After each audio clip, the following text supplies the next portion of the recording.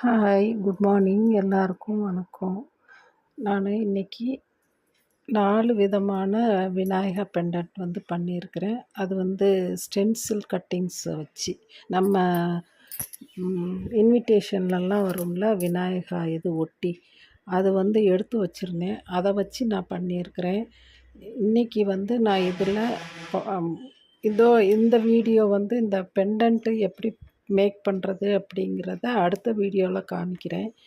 இன்றைக்கி நான் இதில் டிஃப்ரெண்ட் டைப்ஸ் ஆஃப் குங்குரு பீட்ஸ் அட்டாச் பண்ணியிருக்கேன். அது எப்படி பண்ணுறதுன்னு பார்க்கலாம். ஃபஸ்ட்டு பீடு ரவுண்ட் பண்ணிவிட்டு அதை லைட்டாக நம்ம உருட்டி விட்டால் ஓவல் ஷேப் நமக்கு கிடைக்கும். அது ஒரு டைப்பு.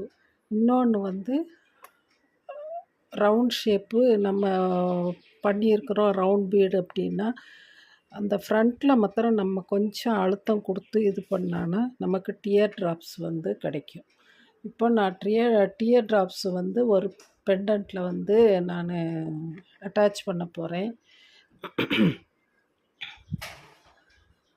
அந்த டியர் ட்ராப்ஸு நான் டிஃப்ரெண்ட் டைப்ஸ் ஆஃபாக பண்ணணும், ஒரே மாதிரி பண்ண வேண்டாம் அப்படின்ட்டு தான் dear drops oval shape round இதெல்லாம் நான் செஞ்சு வச்சிட்டேன்.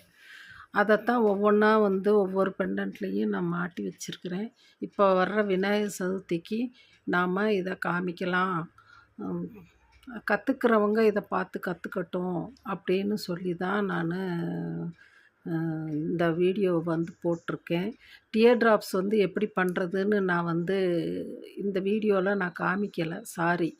நான் அடுத்து பெண்டன்ட் மேக்கிங் பண்ணுறப்போ நான் அதை நான் எப்படி பண்ணுறது அப்படிங்கிறத நான் உங்களுக்கு காமிக்கிறேன்.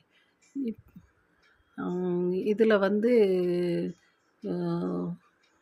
ஒரு ஸ்கொயர் ஷேப்பில் நான் டியர் ட்ராப்ஸு போட்டிருக்கேன். ரொம்ப அழகாக இருந்தது பார்க்குறதுக்கு.